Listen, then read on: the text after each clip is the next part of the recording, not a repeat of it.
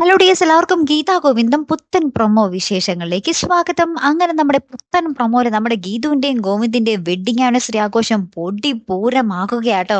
അടിപൊളിയായിട്ട് ഇവർ ആഘോഷിക്കുക. അപ്പൊ നമ്മുടെ ഗോവിന്ദാണെങ്കിൽ നമ്മുടെ ഗീതുവും നമ്മുടെ അമ്മയും മറച്ചു വെച്ച സത്യങ്ങളൊക്കെ അവിടെ വെളിപ്പെടുത്താൻ ഇങ്ങനെ തയ്യാറാകുന്നുണ്ട്. ആ ഒരു ട്വിസ്റ്റ്, നമ്മുടെ ഗീതു ആണെങ്കിൽ ആ ട്വിസ്റ്റ് നടക്കാതിരിക്കാൻ പല വഴികളും അവിടെ നോക്കുന്നുണ്ട്. പക്ഷെ ഗീതു അവിടെ നമ്മുടെ ഗോവിന്ദിന്റെ മുന്നിൽ തോക്കുകയാട്ടോ.